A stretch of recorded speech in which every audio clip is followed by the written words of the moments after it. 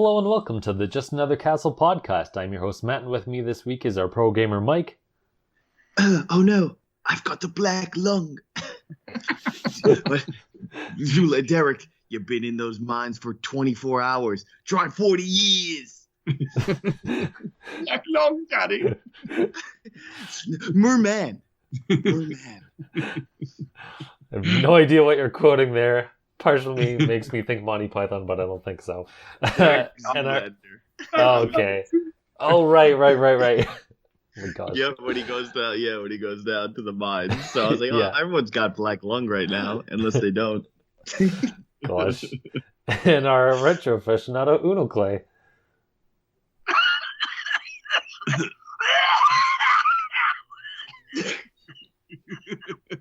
Clay, I felt that on the Wi-Fi. Come on, bro. Yeah, we're that's it. We're all sick now. Thanks, bro. Affected. Social distancing denied.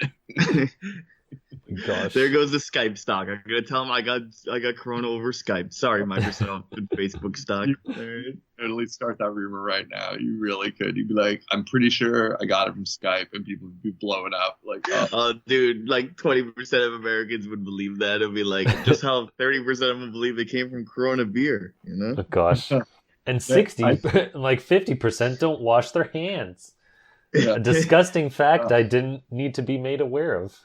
Don't worry, we'll be back to our non-washing American ways in a Gosh. few months. So, yeah, not too long. Not too much longer now. Absolutely. Yeah. Yeah. No. I was like, wait, we're gonna wash our hands now. Then I'm gonna be at Applebee's next month. They're gonna be like, oh, there goes the guy leaving. You guys can't even stop partying over there, apparently. No, we don't do that. This is America. Gosh. No bar's gonna stop our drinking, bro. Exactly. Yeah, really.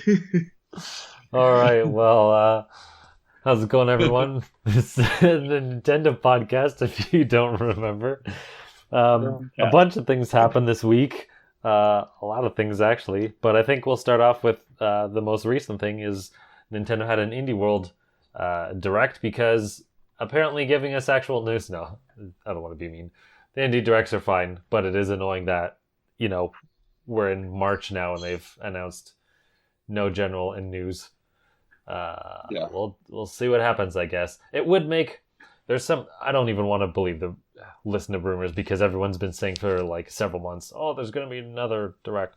But I think it would make more sense to have a regular Direct after Indies because, like, if you put this a week after regular news, it's probably going to get looked over. I don't know. I guess it works either way. I don't know, because I guess if you put a general one after, then people are going to forget everything else before. And if you put it after, I don't know. Yeah. I guess you just need enough time in between, and how much that is. Yeah. They're just spaced it out, and this is one of those little booster shots, like that. They've got Animal Crossing as the big release, hitting shelves just in time for everyone to be locked home and play a game where you're locked in a house, from what I know about it. Yeah, yeah, the game where you get to pretend you're going outside. What a town is like while you're in the house. It's the perfect game. You look outside, like everything's burning, and you just have your headphones playing Animal Crossing. Yeah, you're like, you know what? I think I'm going to increase the taxes in my town right now. Everyone's screaming, yelling for toilet paper, and you're like, I need a bug. You're like, I'm going to go fishing. Trade whatever you guys do. Yeah, totally. Exactly. Yeah, that's this is it's a placeholder. It's like a hey, little hype machine for like all the little guys like that are on the console and all the people that are working to bring stuff. Not like they need it, like, to be honest. It's like, I think it's at this point on Wii U, this stuff would have been vital. Like, get the word out, and we would have been freaking out because there were like 7 new games to talk about. Like, and now it's like, and 2 of them might have been good. Yeah, and now there are like 2 jillion games, and we're like very passé about it, like a little bit like everyone. We're all like, yeah, there's some games, they look interesting. There's 7 million of them. So it's gone from being like a complete necessity for them to have a news cycle to being like they're actually kicking down a favor to like some of the developers that they're looking at and saying these games look actually decent. Like, stay tuned. There's some like, it's not all shovelware. It's not all just like, stuff you don't care about. You know, it's a completely different function than would have been 5 years ago. So, hey, it's cool. You know, it probably doesn't take that much time to put it together. They have a whole video department that's like, you know, collecting this stuff as it comes in and putting it together and saying, hey, let's feature these games. These are like the more promising things coming out in the near future, you know. So, you know, Yeah, let's not overlook that we used to be hungry for this stuff, you know, and now it's yeah, oh, you know, whatever. Hey. yeah. Now we're complaining. Yeah. It's how it is Yeah. when you have too much. But so what did you think of this? I don't want to say an overall impressions because I basically just watched it at double speed on my lunch, Oh my. and just like saw little bits and pieces of some games that I'll talk about. But what did you get out of it? Actually, go on. I mean, for me, I did watch it. I was working while I was watching it because I had a rather busy day of work, but I was watching it. I didn't like speed it up or anything like that. Overall, yeah, I'm probably in the camp of kind of, I hinted at it already. I think that we're in a time of almost oversaturation of games constantly from every angle on every console, or at least the Switch. And it's hard to necessarily give you as much attention to games you haven't heard of before. You know, I appreciate that they do it out of the like 20-25 minutes. It wasn't very long presentation. There were 2 or 3 games that stuck out for me that look specifically interesting that I'll keep my eye on, and then one obvious game I could rant about, but I guess we can go around the table and get general impressions first. You know, like I thought it was good. Only 1 or 2 things that I was really stuck with me, but yeah, it was fine. I give it a fine out of fine. So yeah, Matt or Mike, what did you think generally of it? Mike, I'm still sleeping from the indie direct, so I'm still asleep. So, but no, there's only one game I'm interested in. It's Trials of Mana. So that's not really an indie game. I just know it got announcements, but actually no, Moving Out. That game looks kind of fun, but like I'm not gonna buy it because I like Overcooked. So, but it's not like I'm gonna be like, oh, I need this game. You know, it's more of like, oh, okay, that's coming out. That's cool. I'm just not an indie guy. You guys know that. Like, unless it's like the best of the best indie. Otherwise, I'm just like, eh. The Moving Out, yeah, I see it here. It's like one of the very last ones where they were showing the trailers at the very end, where they showed you a tiny piece of a game, not like a full featured one. And it does look exactly like Overcooked. Like it looks. I've been following it for a while, and I remember they announced it a while ago, and it was like, okay, I played something similar to it called Stretchers, which is an indie game, I believe, as well. Yeah. But it's just Stretchers was fun for what it was. Like, it's a game that you have to play with somebody else because you're 2 paramedics and you have to do like kind of wacky antics. Moving Out kind of just seems like it's gonna be like Stretchers meets Overcooked because it's made by them, and it just seems like it's gonna have like that little wacky, like, all right, this is fun to pull out, like if you're playing with other people. But you know, like playing Overcooked by yourself is kind of like, it's kind of lame. Like I did it because I got the code for free, and they're like, oh, you know, please show off this, like showcase the game. I'm like, all right, yeah. But Overcooked, it's fun comes from playing with other people, you know, like the game is fun in itself, but I like the idea of not knowing what to do and doing it with others, so we're all scrambling and yelling rather than just like, oh, I'm gonna play this game myself and get good and I'll play with others and experience it, you know. Like that's not that, those games lose their I don't want to say their appeal, but their charm. Yeah, it's absolutely true. I've only played Overcooked through about one, like, of the worlds, like 1-1, 1-2, 1-3 or whatever, because of that problem, because it's not, I don't have any desire to try it when I don't have someone else to play it with at all. Like, I have no desire to play it. Like, that I'm just like, well, yeah, this is so clearly supposed to be with other people that, like, yeah. You spoke about Stretchers. Is that the game where it's got really goofy physics? Like, it's like purposely like goofy, like kind of hard to control or whatever? Is the one like Nintendo published? Oh, you go, man. I was just gonna say, and then like showed up out of nowhere. I can look it up for you. Yeah, it's the graphics are like, it's like you want to stack as many guys as you can, and then like, you know, I'd say you move very well in this game, but there's like, sometimes you got to pick up heavier guys, you got to avoid traps, and like you got to bounce off things, and you just kind of like flop around. I don't know. I found it fun. but like not to a point where the controls were so bad. More to the point where like it's just really fun working with somebody and trying to like solve the puzzle together and all that stuff. It's a fun game. I would definitely recommend, like, if you're looking for like, oh, I want a cheap game to play with somebody, that's the kind of game I'd be like, all right, this is the, you spend your $10 on this kind of indie game. Well, that's an interesting reaction. So out of the showcase, the one that jumped out at you is multiplayer. I mean, like, cool answer in a way. I don't necessarily think it was like what you necessarily meant to say, but it stands out that a lot of these actually probably aren't multiplayer. Like, I think Bark, that like shooter, the dog themed shooter, is multiplayer. And then Quantum League, one of the ones that stood out to me is I think it's probably online multiplayer from what you can tell. It's like but I don't know that it would be couch co-op. You're like saying you like this because it's more like couch co-op maybe. Yeah, exactly. Yeah, it's hard to find like a couch co-op thing, but I think it's cool that some indies are going into it. I mean, I don't know if this indie came out. I played this game called Kunai. It's like a Metroidvania kind of style, but I guess with a little bit more advanced things, like, you could level up your moves. I guess it's more Metroid-y than Metroidvania, but I don't know if that was announced. That's an indie game I played recently. It was a short game, but like if you guys are looking for something like that, or if that's like still tickling your fancy, like that's the game I would recommend. Like the speed between the game was really cool. I remember me and Matt were talking about it. Like I don't remember ever like going into detail about it. The game was like about 10 hours long, but I would definitely recommend if you're looking for that kind of thing. Check it out. I don't know. I just found it fun. I just found the world design, the coloring, like just the combat, everything good about that game. I'm pretty sure it's already on Switch, unless I'm crazy, and then you guys can yell at me later. So, because I know nothing about indies. Yeah, it definitely came up before, because I remember when we brought up that it like was announced and then released. Yeah. I was like, hell, here's a game, and then boom, it came out, and I was like, wait, what? Yeah. But yeah, Matt, I did get to play that game. It was really fun. Like I would definitely say that game was way more fun than I think it should have been, or it was the fact that it was a Metroidvania that didn't feel like it dragged on. I feel like those games, especially like indie versions of them, they kind of drag on. The Metroidvania ones, because they're like, oh, look at all this we could do, and it just doesn't hit that certain charm that like Castlevania or Metroid has, where it's at the point where it's like, oh, I'm backtracking here, I'm doing something cool. In Kunai, I barely backtracked, like I had to go back just to collect a little bit of things, just for like a little achievement stuff. But it wasn't really like, oh, I really need to go this far away to backtrack. It was more like, oh, okay, it really wasn't that far, so you'll just get there right away. Nice. Right on.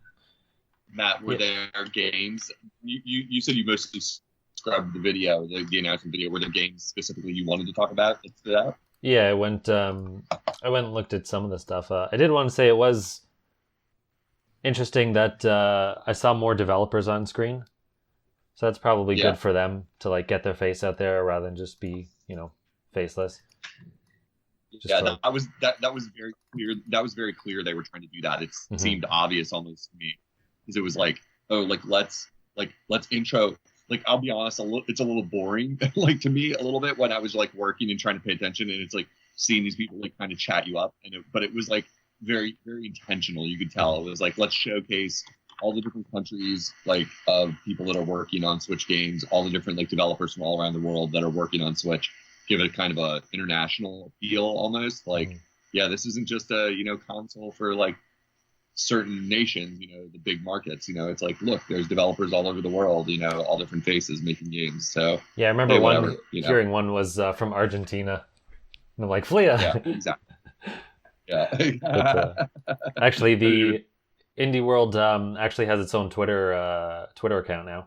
So if you want to check out like the indie games from these directs, you can get it right there, which is smart. Wow. Yeah. Cool. Cool. But yeah, there are a couple. Which one do I want to talk about? I don't know.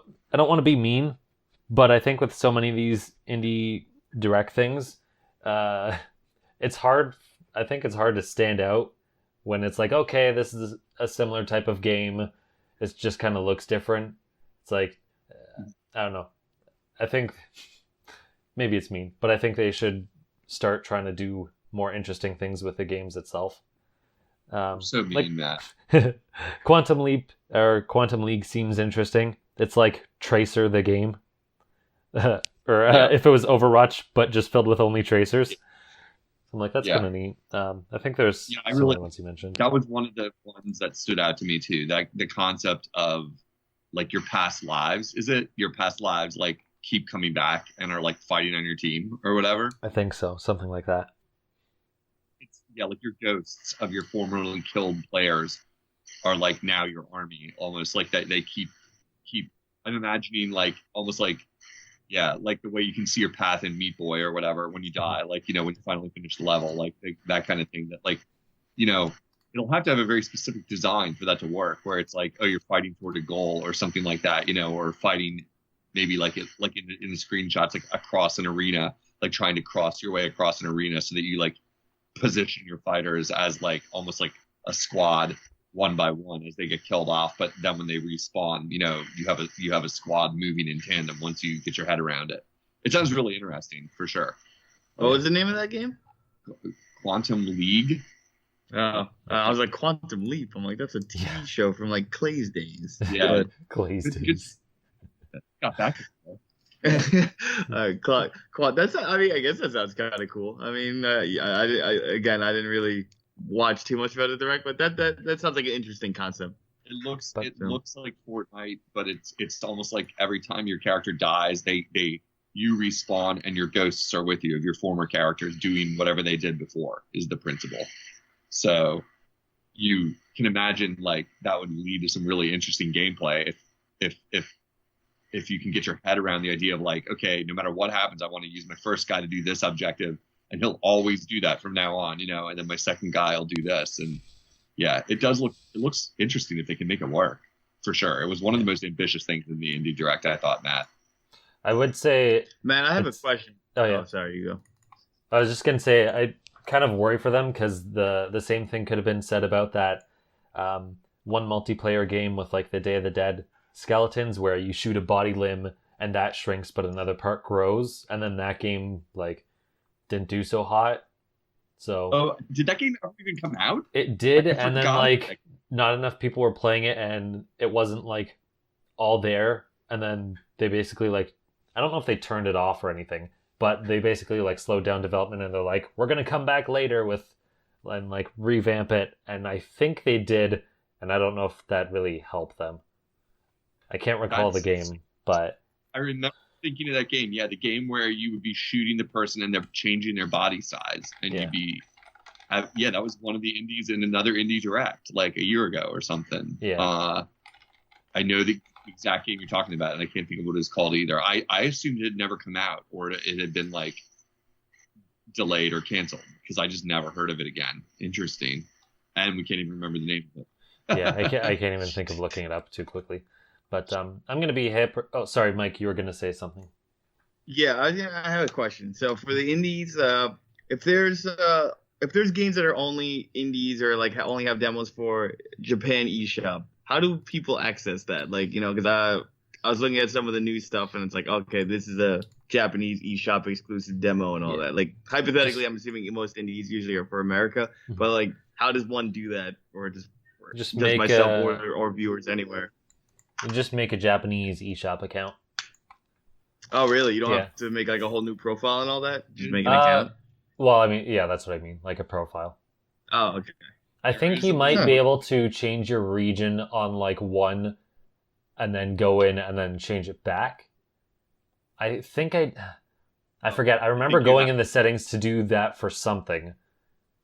So you might be able to do it like temporarily that way and be like, oh, I'll change it to Japan, log in, download something, wait for it to download and change back. But for me, I was just asking a demo kit. Yeah. Got it. For me, I just have 3 different profiles. I think you can only change your account a couple times though. I think you should just make another profile first of all. Like, it's just easier. Like, oh yeah, no, I always keep a guest profile on my Switch just in case any casual scum touch my Switch. I'm like, okay, they can play that. But no, I was just wondering. I was reading up on while you guys were talking, and it was like, oh well, this demo for this game got announced, but it's only for Japan eShop or something. I'm like, what? Yeah. I'm like, why do they do that? I do know there's another hiccup you would have to jump through for some regions. I don't know if Japan is one of them. The problem is that you can't use your American credit card in a Japanese or in some regions eShops. So you might have to buy a gift card for that region. Oh, and it puts the money in your account kind of thing? Yeah. Like, I would research it before, if you get really interested, before you like dive too far into it, research like, can I use American credit card on such and such regions eShop? Because before I'm in too deep, it's when it's over for me. I'll be like, shit, boys. I mean, fell too deep, can't come back. Demo, no problem. You can get a demo, I'm sure. You know, that's not a problem. But going further than that could No, it's just, you know, it's an interesting question because it's like, you know, you always hear these kind of things. And it's like, all right, how are we supposed to play demos of, let's just say, games that are going to be released worldwide, but they only have Japanese demos kind of thing, you know? So, yeah. Gotcha. But yeah, I'm going to be a hypocrite to what I said about being different and say the one I think was, if I have to choose one that I would most likely play, it would probably be Blue Fire, which is a terrible name because it describes nothing. But it's like a platformer or / action game. You fight, you know, a bunch of bosses, you do some platforming stuff. I don't really know how to... That one was... It just looks like it has variety. Really pretty. Yeah. It's really pretty. They put it up front in the direct for a reason. I thought that too. It was like, this game has some of the best graphics of anything they're showing, and it had cool looking physics, like you're saying. It looked a little bit like very atmospheric platformer with like double jumps and wall jumping and all kinds of stuff. And it was like, that looks good. Yeah, Blue Fire was one of the standout games. I agree. I definitely caught my eye far more than many of the other things that came later in the direct. Like in the middle, it kind of like, I felt like myself like losing interest as they started to go through some of the games. But that one led for a reason. It does look awesome. Like, I mean, if I was gonna buy a game from this direct, it would be on the top 3 that I was like, you know, at a glance, where I was like, that looks like it would be reliably pretty good from what they showed so far. So yeah. Anything else stand out to you? I mean, Quantum League and Bark, you're Blue Fire. You're naming like 2 of the ones that were on my list, like right away. Like, you know, was that nothing else stood out to you? Let me go through. Last Campfire looked neat, but it didn't really show much. I think it's mostly a puzzle game, which is fine. I like puzzle games, but it didn't really show much to say. I will say Superliminal, I think, looks really cool. I know it's on other platforms as well, and I think it's kind of short, but I think it's really cool. It's a cool concept where basically how you grab things, perspective affects everything. So you could grab something up close and it looks... I'd have to get it right. I'm going to screw up how it actually works. But for example, if you walk up to something and it's like really big, let me look at this one thing. Someone grabs like a sign and they like project it out into the distance and it looks big just because of perspective or whatever. And they drop it and it's actually that size. So that's amazing. Yeah. So it's really cool. That's amazing. They didn't explain that in the direct at all. It made the game look like just another 3D like kind of landscape game. Like I watched the trailer for it. I didn't understand anything about like what was supposed to be appealing about it because it was one of the really short ones, if I'm not mistaken. That it was just like, oh, here's another game. You saw like 20 seconds of video of it, if I'm not mistaken. You know, and it was like, and it didn't stand out, and that is an ingenious idea. Like that perspective would like, because in the video now I understand they show like a dollhouse, and then it looks like you go inside the dollhouse, like because you get closer to it now it's big, and it's like that's insane. That makes like, I mean, that's a shame they didn't explain what it was, because I was like, yeah, whatever. It looked like nothing. It looked like there's a game, like, and you know nothing about it, and move on to the next one. Like that. I mean, maybe it's that it isn't new, so they're not going to spend a lot of time on it or something. Like you said, it's out on other platforms already, so they're not going to really like sit here and tell you about a game that you can just go on Steam and look up right now if you're curious about it. But I mean, I don't know. It's not a great marketing strategy if your goal is to like let people know what's coming to Switch, and you're assuming that they haven't already played it on Steam. Like, it's not the greatest marketing strategy then to just be like, you know, we won't tell you what it is. You already know. Like, it's like, well, then why would I buy it? Like, I don't. You know, if I already played it. Yeah, looking at the trailer, they didn't show enough of the mechanics, like for how short the trailer is. Yeah. Because you could easily, like, the first third of it doesn't really show it, and like the last third of it doesn't either. Yeah. So it's like there's a very short window for you to actually see it. Yeah. But, Yeah, it looks really cool. I would have never known. I would have never given the game a second look had you not just explained it. Like, it would have never even, until a review maybe came out later, when it debuts on Switch and is like, oh, this is something you might want to play, and here's why. I would have never even looked at that game again because it looked just like generic as heck, like from the screenshots, like if you didn't understand what you were looking at. That's super interesting. Subliminal, it's called? Subliminal, yeah. It also reminds me of Subliminal, a game I kickstarted, the one only Kickstarter I put money into, and that never released.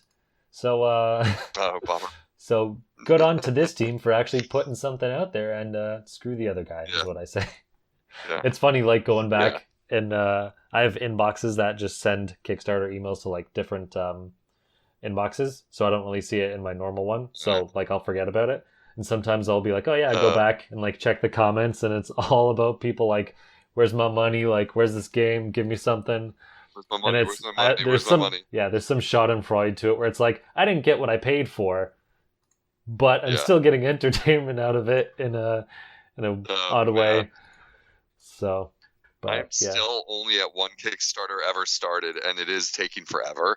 But they openly said the game was going to take a long time, and that I see the kind of emails you're talking about. Like every time he gives a status update, it's not like the project's dead. It's just that whenever he gives a status update, and if you read the comments, like in the private area where you can see comments, I forget if it's a Kickstarter or a Patreon or whatever, but you can go into the private area if you're a donator and read the comments. Yeah. And it's always like somebody like, I want my money back. It's not ready yet. That kind of thing. And it's just like, fine. And he's very nice about it. He's always like, yeah, it's taking a long time. We are trying to make this game as good as we can. It's literally a retro game. It's a game for NES on an NES cartridge that he's programming currently. It's like, it's a super retro project.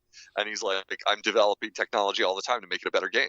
Like I'm not going to rush it or put it out before it's done. If you paid your money, you're getting a copy of this game eventually. I work on it whenever I have free time. It's like, I'm a busy adult, I'm trying to develop an NES game that's, a brand new NES game in 2020, and people, he never put a timeline on it. So it's one of those Patreons. It's called what is the name of that game? I'll think of it later, but it's kind of a military Metal Gear-ish type action game or whatever on NES, and it's like, he's like, I didn't put a timeline on this. It's, it'll be done when it's done, so, yeah, I don't know. I don't support a lot of them. It sounds like you do it a lot more than me. Not really. I only did a few, but yeah, it was, this guy actually listed like a date, and of course Kickstarter dates are always like a year off, especially with games. Yeah.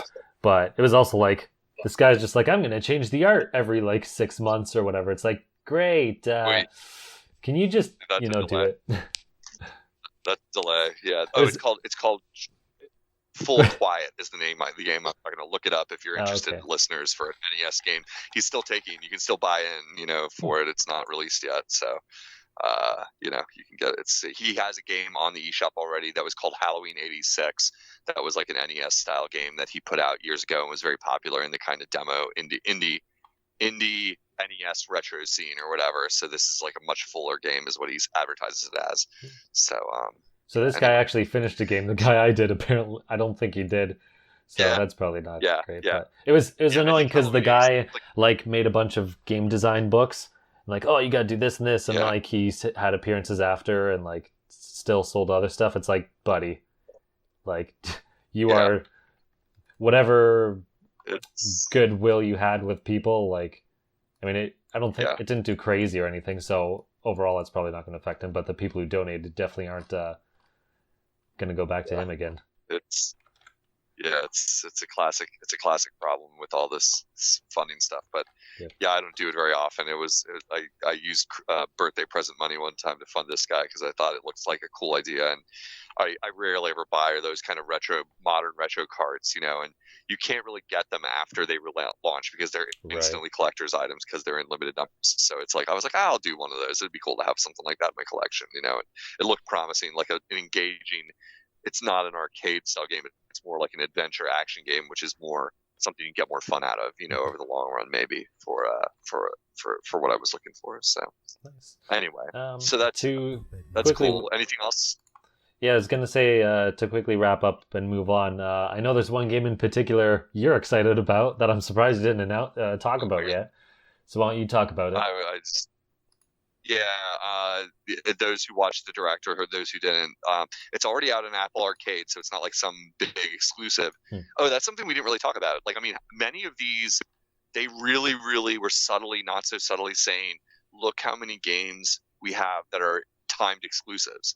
It was like half the games they were announcing, it felt like they said that for that, you know, it was like that timed exclusive, giving you another reason to buy it on Switch, you know, like saying like, look, we're first.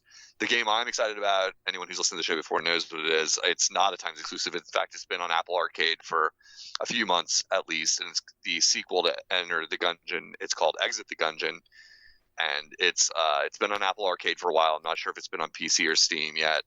I don't play on those formats. I have no interest in sitting on a computer more than the 12 hours a day I already do for my job and my other hobbies. And I was friggin' pumped. I mean, yeah, I've talked endlessly, and Enter the Gungeon is far from a secret. It's definitely one of the more popular indie games of the past several years.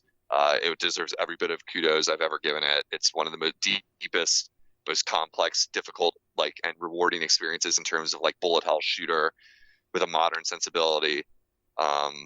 It's got mysteries. It's got everything. It's like if Zelda was turned into a bullet hell shooter in the modern age or something. It's just one of the greatest games I've ever played in my life. And this is like not the same kind of game. So No, Exit the Dungeon. Yeah, I was wondering. Yeah. This kind of confused me because I know they made an arcade game, and I was like, oh, is this the arcade game that they made? They're just putting it online or something? Because I didn't even know it was a sequel because it doesn't really look like one. So that's interesting. Yeah, it's not, and the arcade game isn't out yet. The orders, I think, were closing right around now for the arcade machines. Like, I think if you wanted to throw down $5,000 for an arcade machine, custom made, that was ending right around now, if I remember correctly, in March. But this is Enter the Gungeon is an overhead view dungeon crawling bullet hell game, and this is more from what I've seen, and I purposely haven't watched a ton of videos of it because I knew I was going to play it, so I don't want to like see too much of it. And Gungeon is one of the games of my whole life that revolves around secrecy and discovery on your own. That the more you discover, the more you want to play it, because the fun is in seeing it for yourself and not knowing what's in the game, how deep the rabbit hole goes, so to speak. And this one is more like a platformer, and it's advertised as taking place directly after the events of Enter the Gungeon, which the story of Enter the Gungeon is that there's a time paradox has been created, basically, and you are trying to get a gun to kill the past. Every character in the game has a past they want to erase, and you're trying to get to this legendary gun that could, so to speak, they don't tell you a lot, so to speak, could kill the past, is how it's advertised to you in the game. It's kind of a mystery in itself. The story's a little bit like kind of mental and a little bit out there. And I've not 100% Enter the Gungeon. It gets insanely hard, and you almost have to cheat to get past certain parts because the clues get so obscure and the difficulty level is so ridiculously high. I do know one person who's 100%ed it, and I have a friend, one of my best friends that I play games with, is about to 100% it. He said he's inches from it, and it depends on a random drop he has to get 100%. So he's been playing it, trying to get the 100%. He's at 380 hours for the record, and he's a very good gamer. So, so it's not lightly to say you've 100%ed it.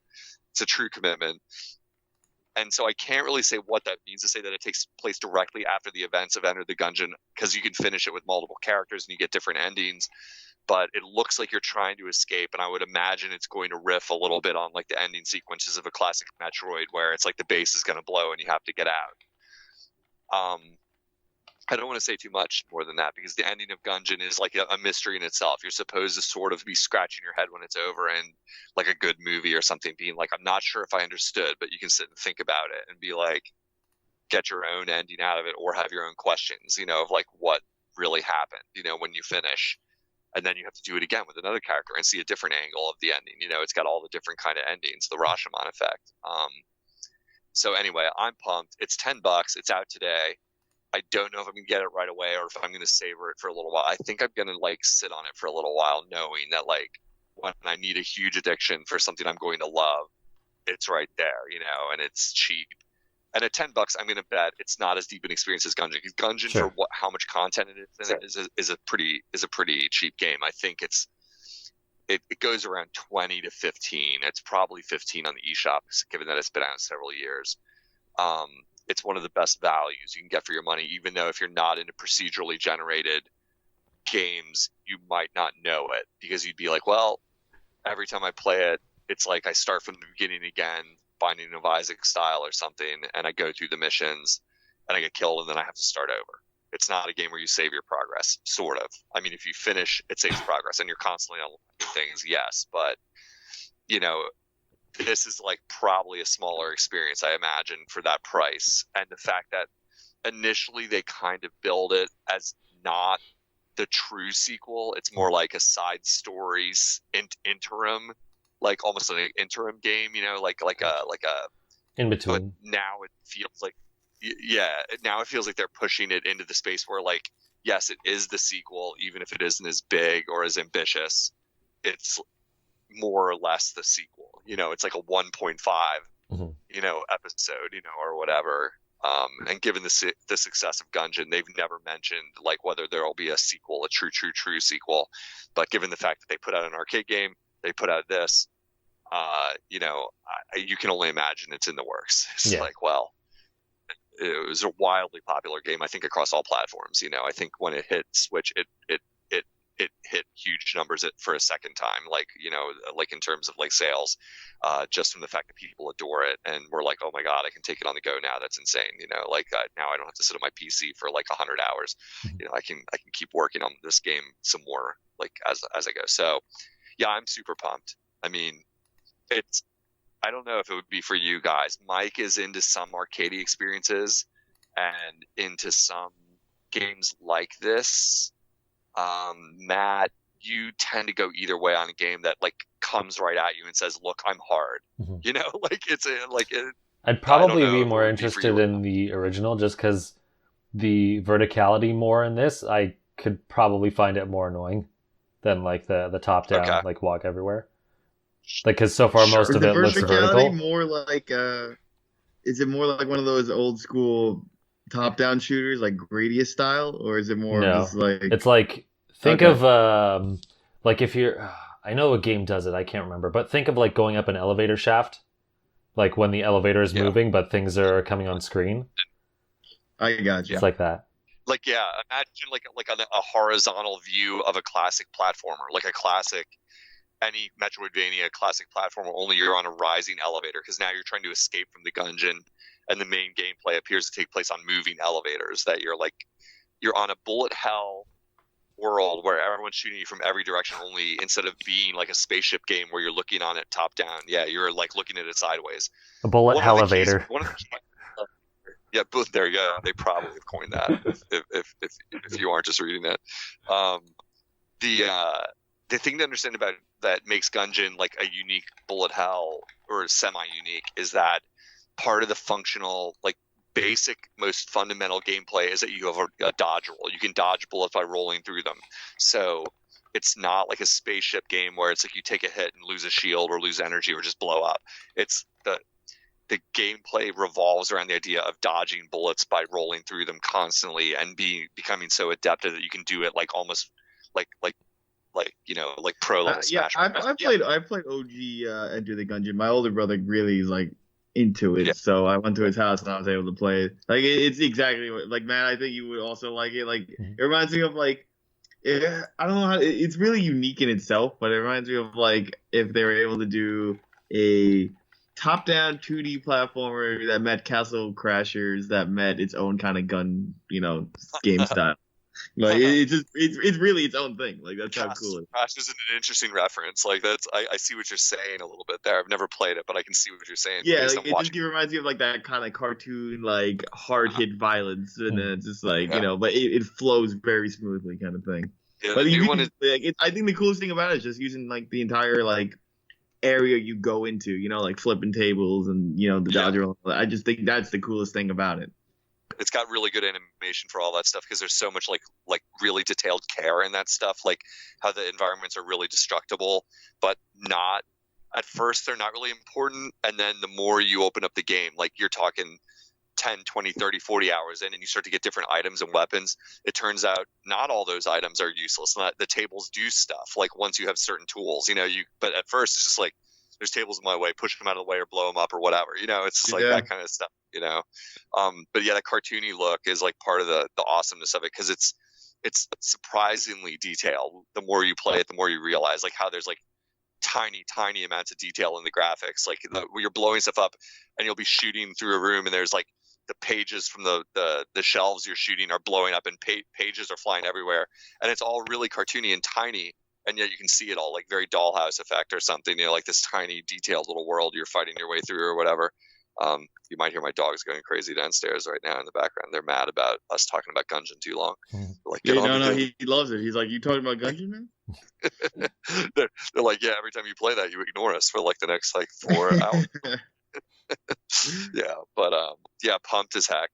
Definitely a must play for me. Watch a video and see if it looks like something, because I don't think you need to play the first one to enjoy it, and I think for some players it could potentially be a game they might like more, than the original Gungeon. Like, if you're more into a game that looks like this, that operates more like a side-scrolling game than an overhead view or something like that, maybe, who knows? It might hit a totally different audience, like of people, and find yourself interested in the series for a different reason. I don't know.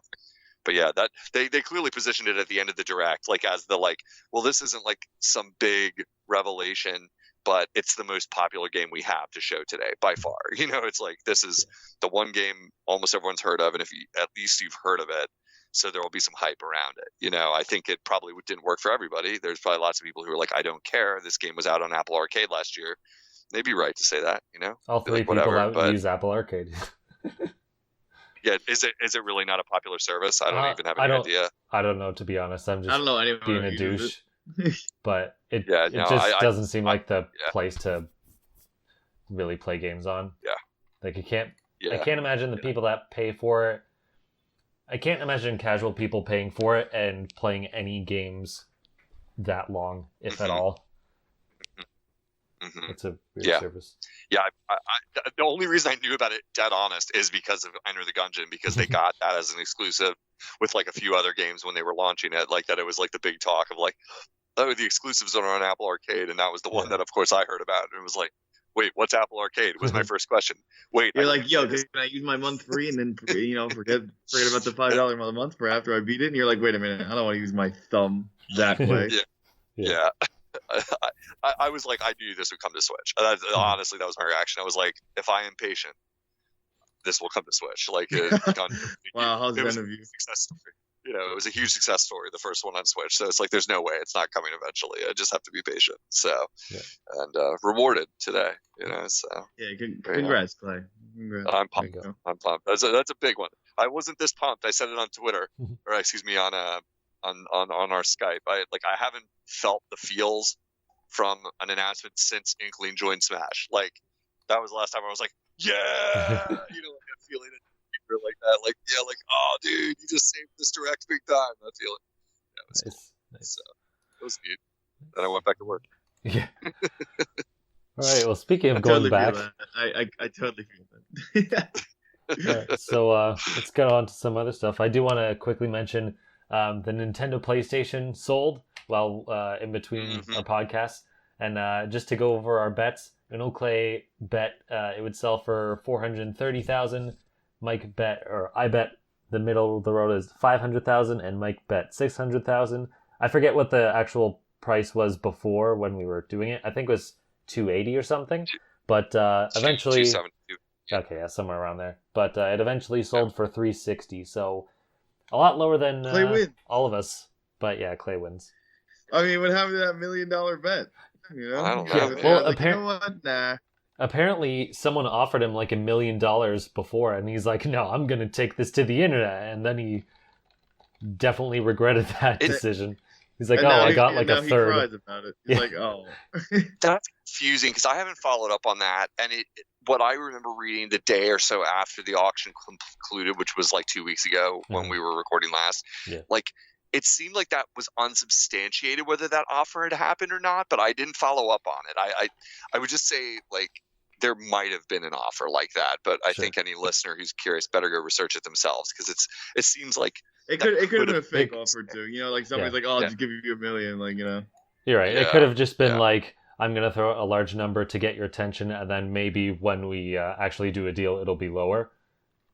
But Mhm. Yeah. I don't know. I kind exactly. of think like he probably could have gotten more for it. Like even if the million Yeah. was fake, like even at half of that, it's like, well, Yeah. Like if the Yeah. person was serious about buying it, like, and even they bartered lower, Yeah, you don't like, just they go still and would've- tell someone like, "I'll give you $1 million." You know, you don't just do that unless you're just a strange individual. So the Nintendo PlayStation, you can listen to CDs on it, and you can play some Super Nintendo tapes on it. It sounds Oh, like you guys got call it that? I always called it the Sony. I always called it the Sony Super Nintendo. But yeah, the Nintendo PlayStation is probably better. same diff. Yeah, It's just SNES, bro. That's it. Just an extra S on it. and just think that he was able to afford that from coining and starting Pets.com. The guy who won the auction. Like, why didn't I start Pets.com? I love pets. Why didn't I do that? And I could have a Sony PlayStation Nintendo hybrid. All the monstrous- above. Yeah, you know, like I could have an Enter the Gungeon arcade game if I would just thought of starting a website called Pets.com. Like, come Wait, that's who bought it? Yeah, that's the win. Yeah, the winner of the auction was the owner of the founder of that website. Yes, Weird. yeah, it was not the Damn, Oculus that's Rift just- guy. Okay. That was That the just original links to PetSmart. guy. So is Pets.com Yeah, just I mean PetSmart? that was a website years ago. Oh, Like it was. okay. I was gonna. I don't even think it is a website anymore. I totally No, it's actually not. thought that. Like, and I didn't bother to look it up. It's somebody probably bought the website from him for $1 jillion, like, Yeah. because he was sitting on it and developed it. I remember it vaguely, but you'd have to go to the Wayback Machine to check it out and see what Pets.com used to do. Probably It just doesn't look- matter because that's it's like owning an Instagram account of, let's just say, they own LeBron James as their Instagram account. Yeah. They want to buy it off from anyway, so they'll just Yeah. be like, "Yo, give us that. We'll Yeah. give you this much money."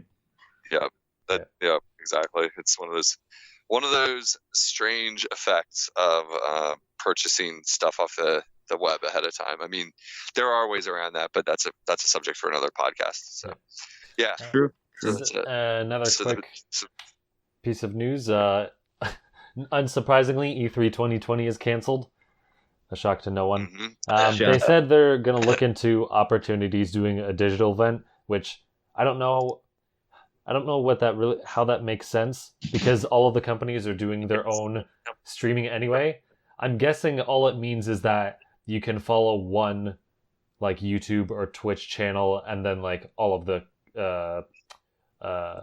not directs, all of the companies' presentations will be streamed there versus like having to find each separate one. They haven't really said yet or figured it out. I'm guessing that's what it's probably going to be. But yeah, so Everything's that'll canceled. be interesting. Yeah, all fun throughout the year is canceled. Yeah, it's Well, prime. the Olympics aren't canceled. I heard they're doing the torch passing still. So there's that. Well, we'll see. They Mm. ought to cancel those. They ought to cancel those Olympics, man.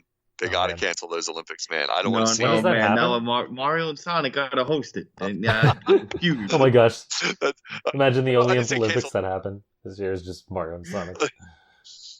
That's amazing. That would actually. Hey, I wouldn't count it out for it being canceled, Mike. I get the impression you might be a fan, and I don't know, dude. Everything's getting canceled, bro. Like, when does this Right. supposed to start? When does the Olympics? Summer.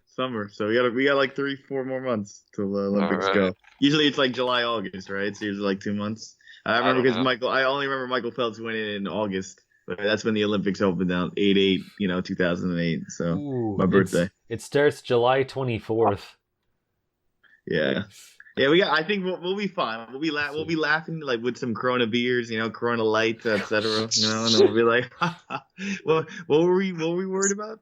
That's what's gonna happen. And I I think hope so, Japan man. did like a bunch of preparations for it too. They like made a mascot and I forget some other they stuff have over the a- last couple of years. If you play Mario and Sonic, that mascot is around the game. Like I forgot his exact name, but he's like white and blue, kind of a square head. Yeah, But that mascot, he has his own name, and he's in the Mario and Sonic Olympic Games. Like you can't pick them. Like you just see the artwork for it everywhere. So. Yeah. It looks like it should belong to like an F1 racing tournament or something. It just has like that weird checkered pattern. So I agree on that. Just a weird note. Anyway. Yeah. Anyway, moving on. Yes. Another weird. Good thing you're not going this year. Like you weren't going for Source Gaming this year, were you, Matt? There was no plan. I wanted to. No, Matt. Me and Matt were planning on going. Well, I mean, we would both go as part of Source Gaming. I was trying to see if I could do that. His cousins, yeah. Yeah, I wanted to. No, we would have been the Deadpools. Yeah, okay. It was. I was thinking about it, and I was actually gonna go like all out and be like, I want to make it a production and get like equipment and do like live stuff and all this stuff, and then it's like, yeah, this isn't happening. I'm like, all right, I guess that I don't have to look at all those plans now. I wish you had a little bit more of a budget for Source Gaming, because it would be a really funny web video for you guys to go there and just be outside there and like do some sketch where you didn't know it was canceled or something, just that you're like walking around like people just like, hey, are you like a game dev? Like are you here for the show? Or, what are you doing here, man? Like what's your booth? You know? No, I thought it'd be more funny. We'd be like, all right, we're here live and we're about to enter the doors to E. It's just locked and we can't get in. Oh well. Let me in. Let me in. If only they would fly you there just to do that, because like there's a lot of really good beer and stuff that comes out of that area, so you could have a good time. Yeah. So yeah, no E3, no. Is this the end of E3? Stay tuned to find out. Now E3 gets to live for one more year because what's his face dropped out of E3 and Jeff that's why Keighley. It's over or something. Yeah, like Jeff Sony Keighley, dropped out. like Jeff E3's Keighley. trash. So. Yeah, they were gonna. We still don't even know the full details, but they were gonna have like a bunch of influencers as like in the forefront, and all these other people. It sounds like it. I don't even know if it would have been that bad, but who knows? It sounds like only Microsoft was going anyway, because like Sony and Nintendo were like, we're not going. We don't need E3 no more. Nintendo goes there. They have like one of the biggest booths. Like they don't have doing a show. No, sure, they don't. But I mean, like they have the presentation there. Sure, but I mean, like that's. I don't want to say minimal part, but that's not like the most significant part. Like the last couple of years, they've made like crazy decked out booths. Yeah. And all this other stuff. They have like one of the largest footprints out of any of the publishers there. Yeah. So. Well, I think making a booth doesn't really. It's not the same as the quote unquote attending E3, because isn't E3 also like an investors meeting or something like that, like where they have the behind closed doors things and they're supposed to talk with, I guess, more in depth media and other people around it. And Nintendo and Sony don't do that at E3. Like they still put out their demos. Like of course they want to show face because it's the Electronics Expo. But I think it's more in the sense where it's like they don't look at this as vital as it used to be, kind of thing. And I think you get that vibe too. It feels like everything goes towards their Nintendo Direct, and it's like, all right, well, if you're at E3, you can play our good games. If not, well, we'll put a demo out soon. I can understand that, like they don't see it as big, but I don't think they don't connect with people, because it's like the one event that like everyone goes to. Okay. Everyone goes to that they make arrangements to. I don't know if it was a rumor or confirmed or not, but I think that's when like Microsoft and Nintendo were talking about getting like content in Smash or something, like those types of like. Take it with a grain of salt because I don't remember, but at least to humor me, like that's the only event where those types of people are gonna meet up in person or like be able to walk into each other. Master Chief was gonna be in, and now it's not happening. I don't think it's really gonna happen at like Gamescom or anything like that. We're about to get Halo Prime, dude. We're about to get Halo Prime. Oh man, that kiboshed it. That's why Metroid Prime 4 is taking so long, because Master Chief's in it. Now we figured it out. Thanks, man. Like Well, the other thing is though too, I was gonna say was I know Nintendo always does their they always had their Smash events at the E3s, but it would not be at E3, it'd be at a separate arena. Yeah, and you have to get a ticket for it. But yeah, I mean, E3 will always have it, its spot, even if it goes away after next year or something like that. It's what it is. But I just feel like other conventions have just kind of also raised the bar. Like San Diego Comic-Con and what's the tech one that's in Boston that got canceled? PAX. PAX, PAX West and PAX East. PAX canceled? Yeah, I think PAX was supposed to be in March. So yeah, it was supposed to be 2 weeks ago, but I didn't know it was canceled. I had no idea. Maybe it didn't get canceled. I don't know. Maybe people got lucky and they're like, all right. Oh no, it didn't get canceled. Just Square Enix and Sony didn't go. That's why I thought it was canceled because there's no news about it. No, there was still stuff there. There's still stuff there. Yeah, I've always wanted to go because that's not that far from you and I. Actually all three of us. It's not. Oh, dude, yeah, we really should go. That's what my friend was saying. He really wants to do PAX because New York, like I've said before, New York Comic Con's gotten really bad. Nobody goes to it anymore. No games. The only people that go there are Square Enix and Capcom now because they're well, we could fend off for the weebs. But other than that, man, it's oof, very bad for games. So they all do PAX now and the Southwest by SXSW thing as well. Sure. So PAX East or PAX West? I think that. What kind of compass you reading, Matt? All right, come on now. Yeah. So anyway, that was canceled, Matt. We're derailing the heck out of it. Cancel Fest. It's all anyone's talking about. I had 4 events canceled this month because of it. It's freaking crazy. But, just thinking out the Office clip of Michael Scott saying "boom roasted" but canceled to all the events. Oh, boom God. Canceled. It's awful. It's awful. Man, it's all fun stuff. It was all fun stuff that I was looking forward to too. It's oh man, now I got to sit in my house all the time. It's awesome. Yeah. Oh well. You're oh no, I gotta play games in my house. Yeah. Oh no. What will I ever do? Man, I can't believe it, Clay. I feel for you, bro. I can't believe you're sacrificing. I'm a gamer, but I'm not as much of a gamer as you guys. Because I tell you, as much as I talk about games, I play a lot less than I wish I did. But it's because I really love getting the heck out of the house, and I'm a little salty about it. None of us played games, all right? We didn't talk about it, so how good the listeners know. So, how about that? We're all on even footing right now. What's up next, Matt? What are we going to talk about?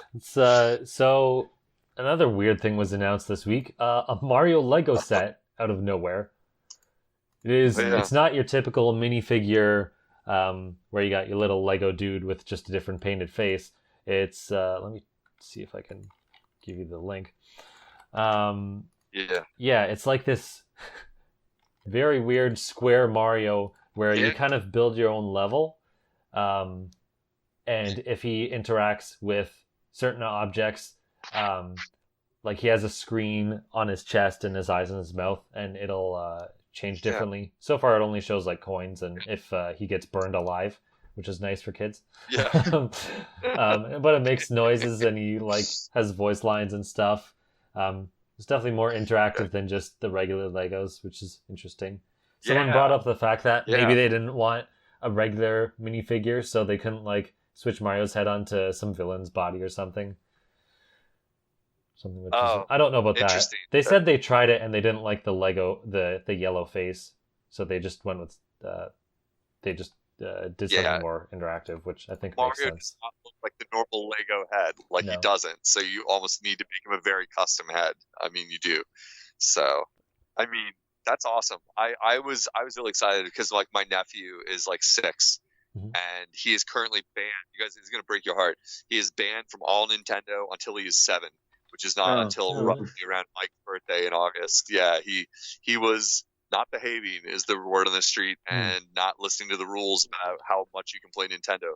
So that even though he's 6 and he doesn't listen to podcasts, which is good because we swear and we're naughty people, giving him a shout out right here. I want to give him an official Just Another Castle show of solidarity that we feel your pain, little man.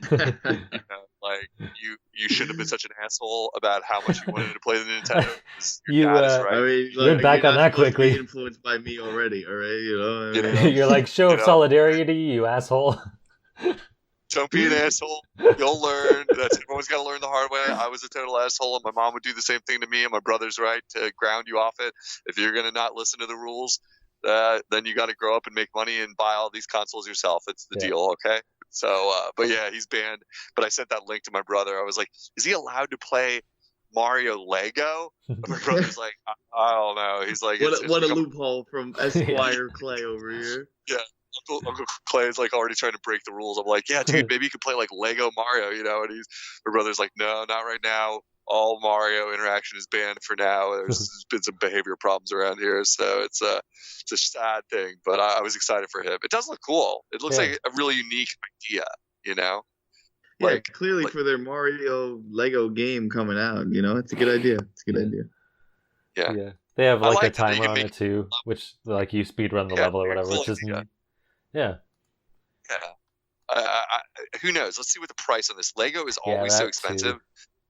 Because like this has like Bluetooth in it and like a color scanner and like voice and digital like obviously his eyes and mouth and chest move. So it's like, how much is this really gonna cost? It's gonna cost $49.95. I to bet. You know what I mean? It's gonna definitely feel salty when you see that price tag. Like you're gonna be like, I don't know. Will this be a worse or better reaction than to Labo? That's the real question. Labo as we right now. Oh my I'm God. literally putting together a windmill Labo or something like that right now as we speak. So yeah, I don't know. I think Lego. Everyone loves Lego, so it's a different reaction. I just meant like for the price, but yeah. Legos are cool. I've always, I grew up with Legos, and I've always heard the games are kind of good, like those Star Wars or Harry Potter Legos or the Batman ones. Like I've never heard like bad things like about the like Legos in itself, and then even their games. Like they're a good company. It's a bit, and I know Nintendo was partnered with like this garbage fake Lego company for like the longest time. Duplo? That's cool. That I guess I don't know. Like, I don't know. Big Chungus blocks or something like that. I was like, this makes no sense. Always. And I was like, man, I hate Chungus block Mario. And they're like, don't worry, bro. We'll finally do Legos. Oh my God. Yeah, I mean, like Lego's the kind of company that that licensing deal is going to be two big companies pushing each other around for the money, like being like. That's one of those things I could just love to be a fly on the wall to hear, like, how do you hash that out? Like, because they're both companies with huge egos. They're going to be like, we've been around for hundreds of years making porno, hotels and playing cards and then all these video games you've heard about. And the other company's like, yeah, we make blocks. We are, where are they? Are they Swedish? We have Something the blocks. like that. And you're like, yes, the blocks. I think Finnish. Yeah, we have the blocks that everybody loves. We have they had Bionicles. I mean, that's their counter, right? They had Bionicles. Oh, that was not my thing. Like, there's Bionicles. I remember those. Any listener out there that doesn't know this, so side note, if you have old Lego sets from like the 80s and 90s even, they are mad valuable if you have the boxes and if you have all the pieces. Like, seriously, just do not throw out your old Lego boxes. Like I have two of the castle sets from when I was a kid, like the classic original when they made like medieval castle sets before they were even branded. There's no branding. It's just Lego castles. And they are worth ridiculous amounts of money if you have the boxes and all the pieces. It's crazy because they're complete collector's items now, just like video games. Like the OG space sets are the same way. It's pretty amazing. Lego has a real collector's market behind it that, you have to be a Lego nerd to really be following or whatever. But boxes? Well, that's unfortunate. Yeah, having the boxes is key if you want the big money. Dude, I know. I'm trying to sell my brother's Smash Switch because I got the Animal Crossing Switch. So I gave him the back. I kept everything else. I just gave him the Switch because I still like the Pikachu and Eevee on the back of mine. And I'm like, all right, I'm selling a legitimate Smash Ultimate Switch. And they're like, somebody messaged like, you have the box? And I was like, Joey, I know I saw it 2 weeks ago. He goes, yeah, I cleaned the house and threw it out. And I was like, you dick. You never throw away the box of a console. What are you doing? Yeah, that's like minus $50 right there in itself. It's a missed opportunity. It really is. It really is. It's a shame. Yeah. Always. I have I have a closet right now downstairs where all the Nintendo boxes since Wii and original DS are all stacked up, like just for that purpose of like, oh well, like eventually if I want to sell some of the boxes aren't in great shape, but most of them are in pretty good shape. It's like, well, not that anyone's ever going to buy a Wii box at this point. There were too many of them sold. It's not going to be viable. But oh, you got your Wii U box, right? I have my Wind Waker Wii U box. I'm like, Heck yeah, I sure do. Yes, indeed. Keep those boxes, kids. You never know if you have space for it. Like, hang on to it or sell it. I mean, you can sometimes sell boxes alone and people buy them. It's a thing. So yeah. But anyway, do you want to add one weird people thing do about buy this? Boxes solo. They do. Yeah, when they have all this stuff inside. I was gonna say one last weird thing about this Mario Lego. They hinted some future stuff with it. They're like, Mario's head can be taken off, and they'll have more to share in the future. So, I guess they're probably gonna have more characters. It's just weird to be like, hey, you can take his head off. Okay. Yeah. One of the features of this game, you're gonna love it, is that you can decapitate him. Oh, I love murder in my Mario. Finally, Donkey Kong's revenge. Finally. Yeah. It's like, oh, this is what Donkey Kong always wanted to do. I got it. Now it makes sense. Yeah.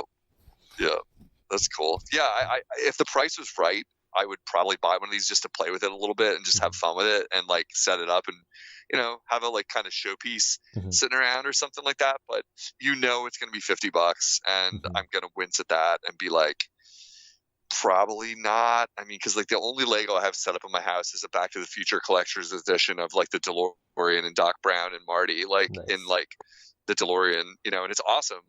And it's sitting right. Cool, actually. Yeah, that's cool. That's a cool showpiece. Exactly. But it's like there's nothing to do with it other than push it around a little bit. And I'm not 5, so I don't play with like pushy cars. Be like, oh look, I'm gonna play a little story where Doc Brown and Marty go on an adventure. Boy, here he comes. Oh, Doc, what are you doing? Oh, 88 miles per hour, Marty. That was pretty good. And then Clay was like, wait, I can just play Pokemon if I wanted to do nothing. Right? I could go watch the movies on DVD that I have downstairs in their pristine place. Because I'm an adult and I own them. I don't, but I could. Now that I think about it, I could get out the Lego model and push it around and reenact the scenes while they're doing them on the screen. Oh my gosh. I got to do that later. That's awesome. Greatest trilogy ever. Come on. You're not going to do that. Of course, you're going to do that when you're watching the movie. You're like, I got the Legos. I got to play with them. Oh my gosh. Yeah.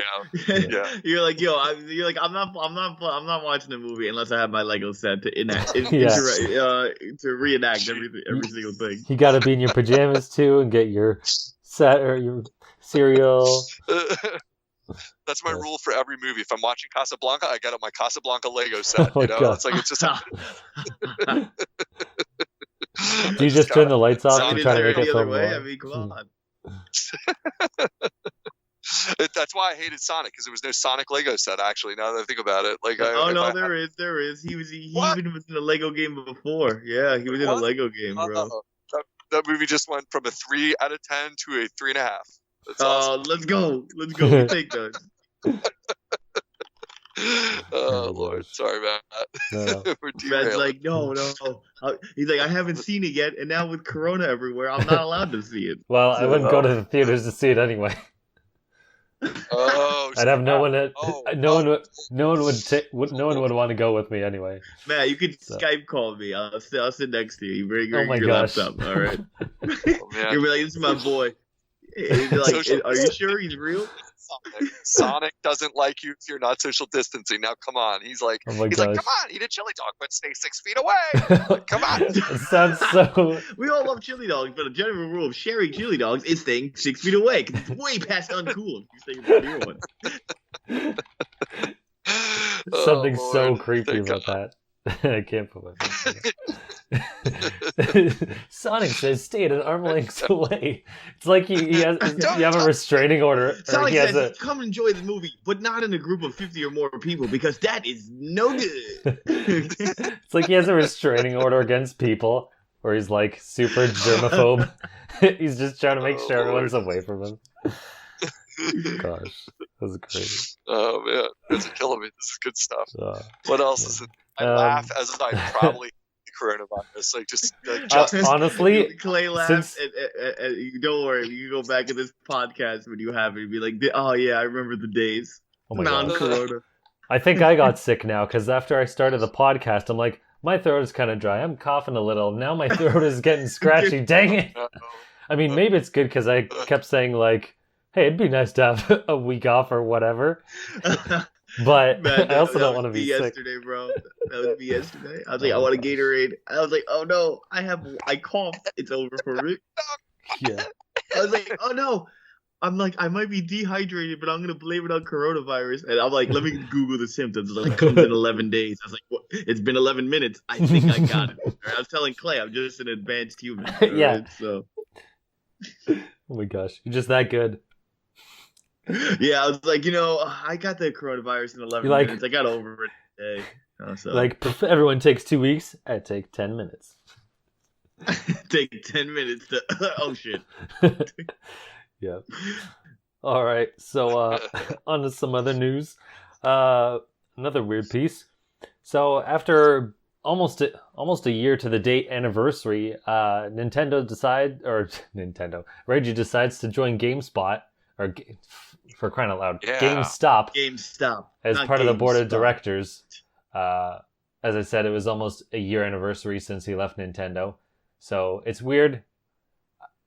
I kind of wish Eli was here because I don't know how often this happens where someone's like, I've been doing this for like decades and I'm in the spot to retire, and then they just go back to work at another place like later. It's a tale as told as time, Matt. Tale as old as time. Probably. Also, he's doing barely any work because he's a board of director guy. So he's just gonna be like, all right, we have our company meeting. You're like, Reggie, you have an idea? Well, you guys, it's already over for you guys. But how about we don't offer them insurance and we don't bother them about their player or rewards card? And they're like, Reggie, your services are no longer needed. That's what's gonna happen. Yeah. Okay. Yeah, you're probably like, I doubt he's like in the thick of it.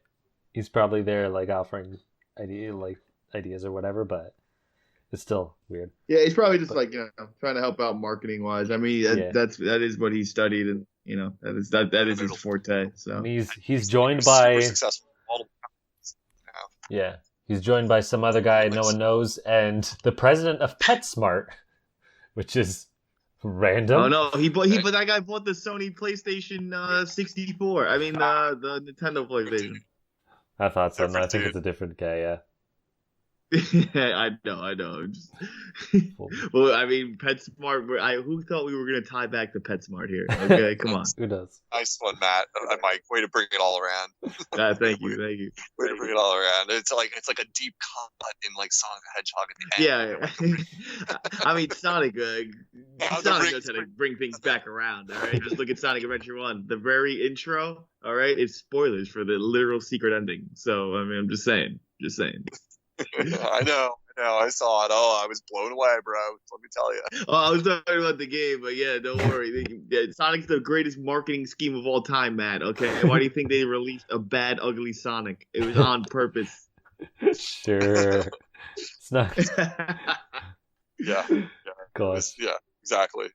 Genius marketing. Yeah, that was interesting that Reggie's going to GameStop. It was like, like a company that's hemorrhaging money, I'm sure, or at least not doing great. Yeah. I would just have to say, yeah, like it's like this is one of those things where it's like a gambit to like get really smart minds in there before it's too late. Which I don't think they're dumb for doing it. No, I mean they're smart on their end. It's more like did they already fire Chapter 11 or something like that? That's what I heard. I don't know. Oh, okay.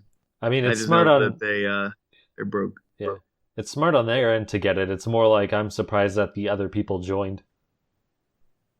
Yeah, I mean, like we're all like such small potatoes in this world. We don't know how this goes, sure. But whatever his fee is, his consulting fee, his board of directors fee, whatever that is called, it's not going to be that cheap.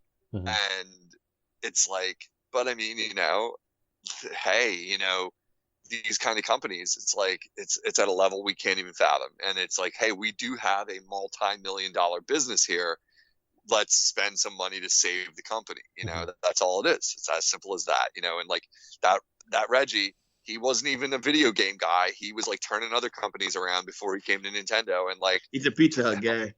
yeah, like took the helm and like did good work. It wasn't like Nintendo was in a bad or good place when he joined, but he saw them through thick and thin. And that's, hey, smart dude, lots of experience in the business industry, and maybe he can bring them some ideas. Because like I'm not someone who just hates GameStop. I've ranted about the show just like you guys have, and have the gripes about them. It's like what it is. It's like I don't know what they do to save themselves in this era of digital downloads. It's like, what do you do other Have than you walked into not even a GameStop recently? Not even just digital. Just yesterday. Okay, yeah, dude. I walked into, well, there's two different styles, like I've noticed. So there's a GameStop with a lot of like games usually by me, and then the other one I go to is one where it's like, look, we have a million collector things that never sold out, and here's some really cool giant $200 things and a bunch of clearance shirts. And I'm like, oh, okay. They never have shirts at the one I go to. That's interesting. It's always Funko Pop and all that crap. Yeah. It's like, oh, really? Yeah, I mean, no, there's a whole wall dedicated to Funko, but I think GameStop is part of Funko or something like that. They have a partnership, but it's just the one I worked at and like was like at, that one is the one where I'm like, I could buy a Soldier 76 visor helmet and a hog hook and chain and the Uncharted 4 Omega Collector's Edition still hanging up there. And then, like, after I'm done looking at all that stuff above, everything in the middle is Rick and Morty plushie and like 500 T-shirts. And I'm like, why the hell would I ever buy a T-shirt from GameStop? Like, it's yours actually sounds better than the one near me. Like, it's like it's really nice, the one by me. Yeah. But and then the other ones are just like, here's nothing but garbage. It's like ours is just like, it's as average as it can get. There's nothing special about it. I was a little bummed yesterday because like they clearly are like getting rid of like the Wii U stuff at all, because like I was looking for bargains because of the Corona coming, and I knew they were going to be shut down. I had the word that like Philly was probably going to close, which we did. Like everything, we're recording this the day after Philadelphia, for the listeners, closed down society. Basically, all bars and restaurants are closed currently, and all that stuff. And like so. I was like, I had to run out and get some dog food because I was a little concerned. I wasn't sure if dog food stores would close down. So I ran out. Dogs are anti-corona. Just make them. Yeah. Well, I was like not sure if that would qualify as a vital business. So I was like, I better go get dog food. Of course. I went to that, and the GameStop is next door. I went to pets.com, PetSmart, where you go to get your Sony PlayStations. And and I ran in there just to look for like bargains. And the only bargain I spotted was like codename Steam for 3DS for $4. Where's Fila? That was the last time I heard that name. All right, well, you guys mentioned it once, but Eli liked it. Like he's the one who talked about it when Fila was around. Even at $4.50, I figured with taxes it'd be like $6, and I was like, I'm still gonna hate it because it's like a tactical RPG. Yeah, it's an SRPG, tactical RPG. Yeah, I was like, I hate it. I'm not even gonna pay $6 for it. I walked back out. I was like, no. Dude, you gotta find Mario and Sonic at the Rio Olympic Games. Apparently, that's one of the rarest Wii U games out there. I didn't see it. They only had a few. They had more Wii games, in fact, than they had Wii U. Like honestly, and it was not thick pickings for either. It was like, wow, there's not a lot of choices here. They definitely cleared those out. I mean, I'm not shocked. Do I expect that a lot of people are going in to buy Wii U games at this point? No, I do not. No, I do not have that illusion. Trying to get. So, yeah. Anyway, yeah. So I was in one yesterday. It's the same as it ever is. It's like there's some stuff. I always feel bad for the people working there because the people that come in there to shop are such rude jerks most of the time. Like the way they talk. I listen to the way the people talk to them while I'm shopping, and I'm like, I couldn't work here. That is retail. Don't worry. Yeah. So anyway. Yep. Anyway, Reggie. And anything else? Way Forward has a sale on their mediocre indie games. So if you guys are looking to get one of them, ouch. So, I think like River City Girls and all the Shantos. So. Yeah. Gosh, don't mention toes. Yeah. Let's see. The only other things I can think of is what's the name of that farming game that everybody liked? That's not Stardew Valley, like the Harvest OG Moon? Harvest Moon. Okay, yeah, the OG, the real Harvest Moon, Story of Seasons, because somebody bought out Harvest Moon, or like all the developers left. They have their game coming out in July. Who cares? Resident Sleeper, because Animal Crossing is the same game. Yeah. And last but not least, I could think of is Animal Crossing comes out Friday, so whoever's listening to it, get their taxes ready, or they're going to be playing Doom Eternal with Clay. Wait, no, I don't think that comes out to Switch. I think only Doom 60. Later. I know Doom 64 is going to be on Switch, so but I don't know if Eternal's going to Switch. Probably is. Yeah, it's just later. Oh, it is. Yeah, it is. Okay, so both of those are coming out this Friday. You're saying it is. Let's all keep that in mind. I try not to get my hopes up because I will play Doom Eternal, and Doom 64. Hey man, I've been trying. I think if you buy Doom Eternal, you get Doom 64 for free. And I know in Doom 64 they added an extra chapter. They said so. There's more content to it. I'm still my news. Cartridge of it. I'm sorry. Oh, was that in the news? Yeah. Sorry, my bad, bro. No, that was okay. Still in the news. Yeah, I want to get the cartridge for Doom 64 sometime because it's one of the cartridges for N64 that I think has emulation problems. At least classically, I know it was one of the ones that's. I also want it because it has a red cartridge. I'm trying to remember if it's true about the emulation thing. I don't know if that's true. Off the top of my head, well, Clay, I was gonna say emulation kind of fixed itself because I've been playing Mario 64 emulators like ROM hacks. So you can, if there's a problem, the default settings of emulations might be messed up, but you can bump up the internal memory of like the N64 you're emulating. Because it's generally at 4 megabytes, and so you can put in the extra RAM kind of thing. But like in reality, you can put because if you're using Project 64, you can double that again, and so you use the 8 megabyte one, and because I could not play Super Mario 64 Land unless I did this kind of thing. So that might be one of the reasons why, and it may have fixed itself now, but who knows? I think I was misremembering about Doom. I will say that, and I was also. I'm speaking a little bit imprecisely. I was thinking of I have a Super EverDrive for my Super Nintendo, which is like a cartridge flash card for like a real cartridge you put in your Super Nintendo and you flash games onto it so you can play them on the hardware. I think I was thinking of Doom 64 might have that problem. I do not have an EverDrive for my N64. I think I just want it because it has a red cartridge. I'm trying to remember back. So, like it's like got that standout cartridge. I'm looking it up. But I don't see any red cartridge. Was there Doom on the SNES, or is this just a makeshift thing? Oh, because that's the only red cartridge I'm thinking of. Yeah, I might be thinking of SNES, okay. And that would check out. That's why I want it because it doesn't emulate well at all on flash on the Super EverDrive. I think it's one of the cartridges that historically at least doesn't work on the EverDrive, like because it's got some kind of different chips. Oh, you have the what version EverDrive do you have? Just wondering. Super. It's called Super EverDrive technically, so it's the one that's for Super Nintendo. It's black. Mine's the black edition. Gotcha.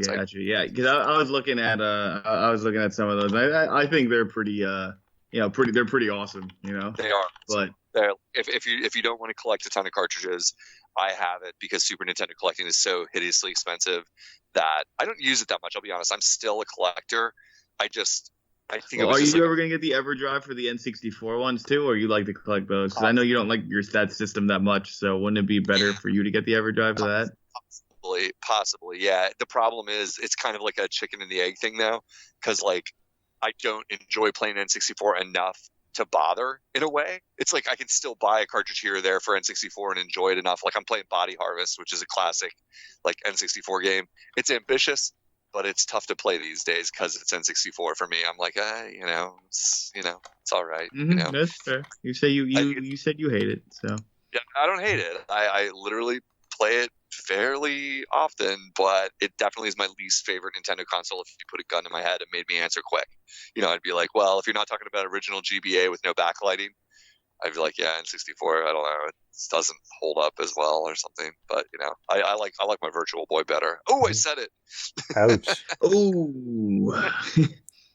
Matt, sorry. They're basically SNES games, but it's okay to be wrong, but I'll listen to your opinion when you play Mario Odyssey. How about that? That's true. I love the top games on N64. I truly, truly do. I love them. I just try playing Body Harvest. It's like a really ambitious game. I think maybe the guys from Grand Theft Auto are behind it. Some of the people that ended up being Rockstar made Body Harvest, and you can see the DNA in it.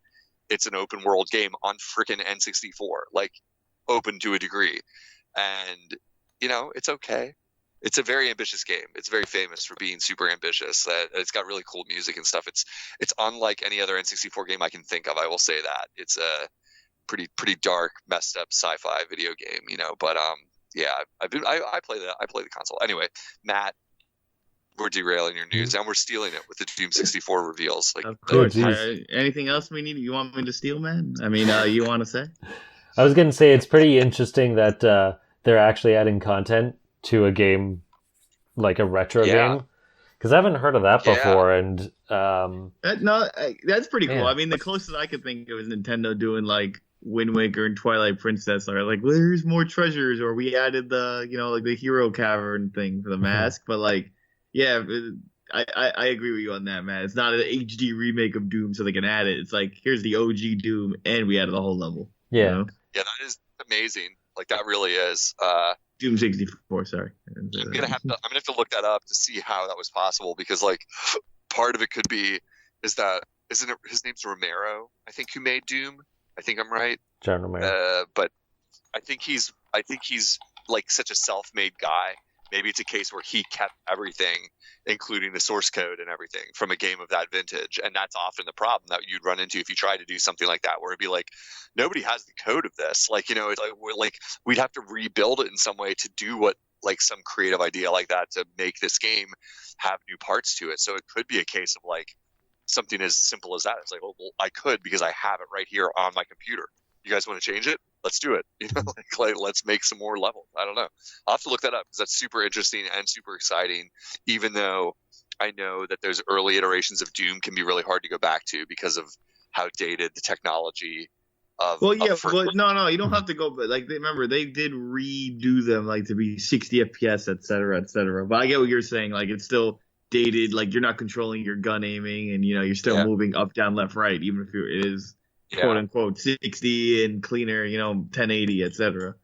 So I get what you're saying on that. I mean, Doom's never really been my thing, but I do enjoy watching Doom kind of. So I'm like, all right, this is cool. Like, I don't enjoy playing it. Like I said, I always thought Duke Nukem was Doom. I didn't know for the longest time.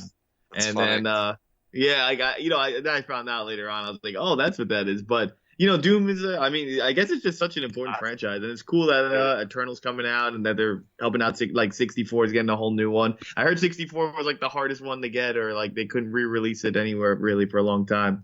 So I always heard like Doom 1 to 3, Doom 1 to 3 this. So it's just, I'm happy for the franchise. You know, I like when franchises are able to come back kind of thing. Yeah. And Doom, the Doom reboot was amazing. It really was. It's LOL fun the whole time. If you want to play a game like that, it's gory and hilarious and fun. And like, I never played more than a half hour of the multiplayer, which I know is probably a big feature people really like about it. Cause you know, why not? You know, it's like Call of Duty only with hilarious weapons and really gory kills and all kinds of stuff, you know, but the campaign was beefy enough and a huge game and exciting and good graphics. And even on Switch, you know, with probably the least powered version of it in existence, it was still hilarious. Like, the graphics were good enough for me to enjoy. You know, I don't know. I never played the original Dooms myself either. They were on PC when I was a kid, and I never got the Super Nintendo one, obviously. And so it's like, I've never tried them, and I have a feeling they're just going to feel really dated when even I am more accustomed to a more sophisticated first-person shooter, you know, such as being able to look up and down, which I know at least on the earliest Dooms you can't. It's like we had to wait for GoldenEye to do that. You know what I mean? Yeah, it's that early that it's like that was not possible to implement. You know, you're going to walk in a straight line and like stare straight forward. You know, it's like, I have a feeling I'm not going to love them, but hey, you know, I've played Quake on my N64, which is a really good, you know, the kind of pseudo sequel in a way to the Doom franchise, and like, that has up and down look in it. And I'm not an expert on like the pedigree of like first person shooters like that, but it's like Quake immediately on N64 struck me as like really good in a way, even though it's very dated by some standards. It's actually pretty good graphics, and it runs really well as far as you would expect from an N64 game. Looks cool.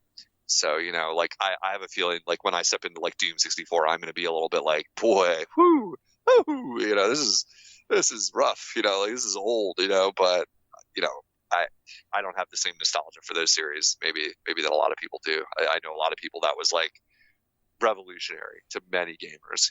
Like playing on computer, playing Doom. So good for them. I'll be getting my free copy with when I buy Doom Eternal or whatever. So. Or is that how it works? Matt, were you saying like if you buy Doom Eternal, do you get it? Or are you saying if you buy Doom 64, you get an extra level? Is that what it is? So I don't know. I don't know how it works because Mike knew that. But as far as the extra content, that's just in Doom 64 when you buy it. They like added it after you beat the game, sort of thing. Okay, so I think I was crossing wires in my head. Like if you bought Doom Eternal, you get 64 somehow or something. But probably that's what Mike's saying. I'm not sure. I haven't looked that up. No worries, not important. So it'll probably be cheap even if you want to buy Doom 64 by itself. So yeah, for sure. Not exactly a new game. No. Any other news? Yeah. Apparently, Ring Fit Adventure is having shortages throughout the Americas. Nintendo said they're gonna increase stock. That game, bro. Yeah, F that game. I think it's. Had it. I sold it too early. Okay, I should have sold it now. Did you sell it? Oh my gosh! Did you sell I sold that shit immediately when I was like, all right. After like 3 days, dude, I was like, yo, this sucks. I just sold it. Oh yeah, there's shortages. Yeah, dude, I'm very mad. Very mad. What's the news? Well. Yeah, now it's like 120, 130 bucks on like eBay or whatever. Wow. What? Oh, crap. What? I mean, I see buy it now, it's like 50, and the other one goes to 107. Then there's 181. These are all bid though. Like they're not buy it now. It's all bids. So here's a buy it now at 275. Yeah. Mm-hmm. Do you tell? Is there news or is that just the news? The news is that there's still shortages. Well, the news is I think there were shortages. Maybe in other or other countries, and like maybe not so much America, but I don't know. I remember hearing shortages before. I think that was Japan or maybe some other countries. This was specifically like the Americas. Yeah, I don't know. My guess is that they printed X amount of copies and it didn't really take off. And they're like, well, I guess we're not going to really print more of these or any as quickly, and they probably just ran through their stock. And they're like, oh, it actually finally ran out. Let's go through this, because I don't recall hearing the sales being all that great. And like to run out now, like X months later, it's not like usually you don't hear that with like if something is like popular, it'll run out quickly versus like. I thought it's been in short supply since it debuted. I thought it's been like. I don't remember when it sells out. I know it hasn't been like. I think it debuted summer, because I remember I got it Black Friday. I thought it was like the fall. October 18th. It's probably the fall. Yeah. Yeah, I was gonna say it's the fall. Yeah. Okay. Yeah, I Mike, it's funny. I thought of you the other day because you were so negative. For the listeners who haven't been with us for every episode, Mike was very negative on Ring Fit Adventure. He did not find it fun. We both are big Wii Fit fans, for the record. It's not like we're coming into this cold of like, oh, we hate Nintendo Exercise and it's going to be stupid no matter what. Like, quite the opposite. Like, Mike and me both think we're probably the last two people on Earth still doing Wii Fit all the time, besides all the grandparents in the retirement home. But, like that said, Mike had a negative response.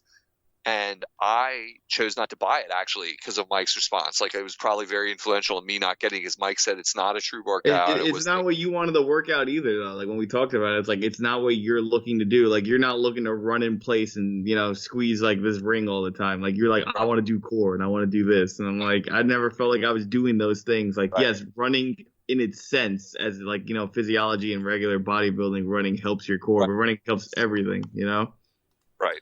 And if you're gonna run, like you walk your dogs, like it's like you're getting almost the same thing, because this strap would always fall off my leg, no matter how tight I did it.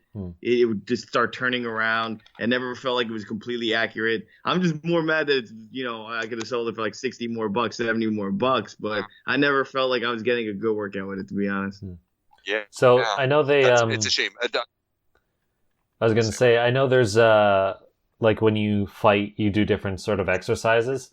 Do you not get like enough of those enemies where you would have to do your core and whatnot? Is it just that the running takes up so much that the other stuff is it's more of like, so there's mini games that let you do other things, but the problem is like the adventure mode, the main thing, like you're gonna boot it up and you're like, I want to play this game and do advance through the story kind of thing. You're gonna run in place and then you're gonna aim it up, squeeze, run more in place, aim it down, squeeze, and then sometimes you pull out. And I'm like, I don't know. Like, it sounds like a very dirty. I felt more tired doing Wii Fit. Like, it's like what Clay said. It just goes back to what Clay said. Like, it just, if you have more workouts with a Wii Fit, because you're not what's the word? You're not restricted by the circle. And then the other thing is, these things are things I could do, almost myself. Like, I don't need someone to push me to, lightly jog in place. And like, it's not even like the pace I jog at. So it was really not beneficial for me at all. It was more of like slightly moving my legs compared to like, I've ran college track and I've played college baseball. Like I bring my legs up way higher. And like, I don't think they're expecting someone to be like, oh, he's got to run in track form and shit. And I'm like, I'm trying to work out the way I work out, and it doesn't let me do that. And I think that's the biggest gripe I have about it versus Wii Fit, where I could do, when I'm doing the push-ups and side planks, or if I'm trying to do terrible yoga, like at least nothing's restricting me other than the pad. And 99% of the time you get off the pad and sometimes you get back on. So it's funny. I started by saying I thought of you, Mike, the other day, and what I actually thought was, like, I was listening to a podcast where they were talking about how they liked it, and then I was thinking, I wonder if Mike sold it. And I was going to make you an offer. I was going to be like, Mike, tell me what you think you'd sell it to me for, because I know. Dude, I'm so upset I sold it. That is like that's my big regret of the day right now. So I'll be honest, you're my boy, but I would still be trying to lowball you because, like, I am just such an elephant of patience with that kind of stuff. It's like I waited for Gungeon sequel to come to a console I want. I will wait till this thing's in stock, or till like 2 years from now when people like hate it and are all trying to dump it, and then I'll get it for cheap. Oh, that's what's gonna happen immediately, bro. I probably would have offered you like I would have told you like 85 to be honest. Because I don't want to like, oh well, I could sell it for 120, but like you're my boy. Like I probably would have been like, all right, I'll net $20. Meanwhile, you get the game and you could be like, wow, this actually does suck. But you sold it, but it's what it is. You live and you learn. I mean, you never know. These kind of things that could have been a piece of crap that nobody wanted at all, and you would have had that money. So, you took a gamble and you sold it and you got your money back, so it's what it is. Yeah, it wasn't like, I mean, I wish I made money off it because like I went hard to find it for Black Friday. But yeah, apparently I'm checking my GameStop within 100 miles, nowhere near me and you, dude. The shortage continues. Like, I mean, that's the story. Matt, did they release news whether they're going to resupply or whether they're like upping the supply of it or something like that? Yeah, they said they're going to increase stock, but okay. Oh, then that's going to just devalue it further. See, so you probably made the right decision, Mike. Like, you would have had to like know that this was going to happen. I mean, like, oh man, I knew coronavirus was coming. Like it sucks now. It's the same thing. Like today, a stock I wanted to buy went up $30. I wanted to buy it yesterday. I mean, I was able to get like a $10 profit off it, kind of thing. Like I got it for not up 30. I got it for up 10 today instead of the full 30. And it's like, damn, dude, I should have held on. But like, that's life. You never know. Like, I was just so mad and angry about it. Like. That's risky play, but I hear you. I mean, it is the time to buy. Everyone's scared right now, but I mean, it's a risky play. Like things are so volatile right now, it's really hard to say. It's I don't want to. I mean, it's not just that. It's like everything about life right now is just Yeah. And I'm looking at price chartings for it. Like people are selling it for roughly 130. Like that's like the average price right now to get it. So. Jeez.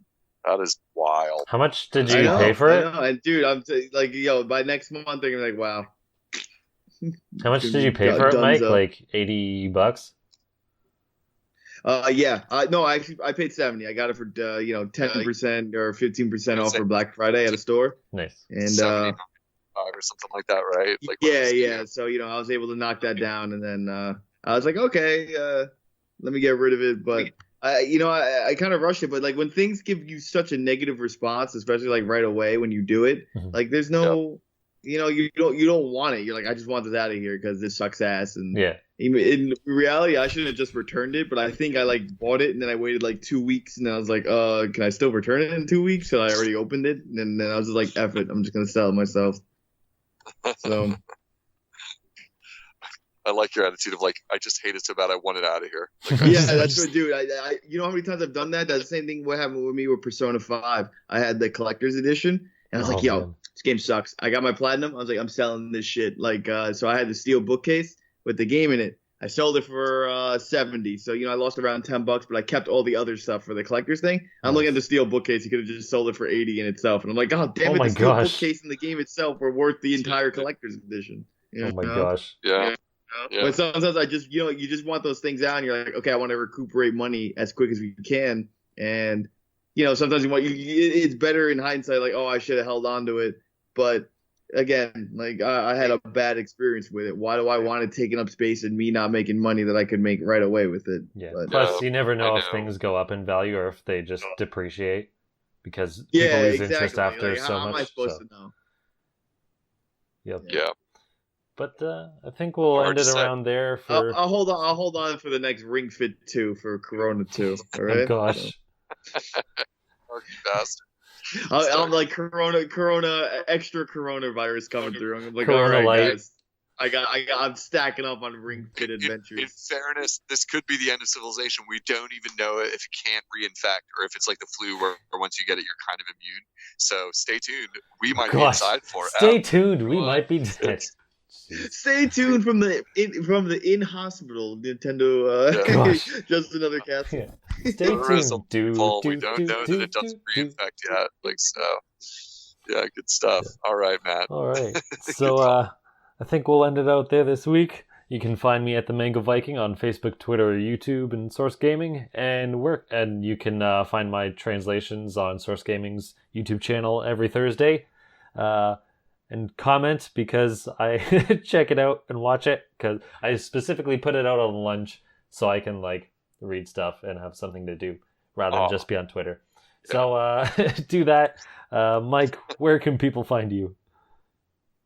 All right, guys, find me at on GameMeN on YouTube. I think that's pretty much it. I'm pretty chillaxed lately. Yeah. So you've been doing some challenges on there. I've been watching. I've been tracking those eyeballs in the movies. I mean, well put, tasteful. Well, I mean, it's not like my brother. I totally won that. So I'm just saying, he was worse. He was worse. Yeah, those ways. All right. Me? Yeah.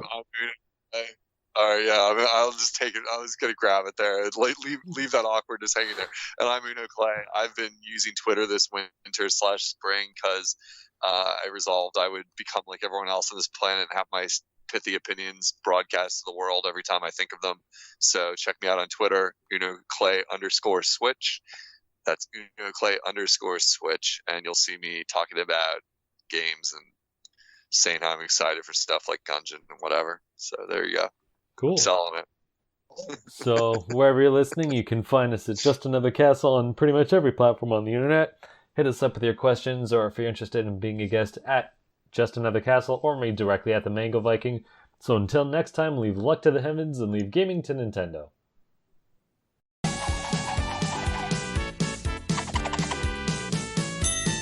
Kids, there's nothing more cool than being hugged by someone you like. But if someone tries to touch you in a place or in a way that makes you feel uncomfortable, that's no good.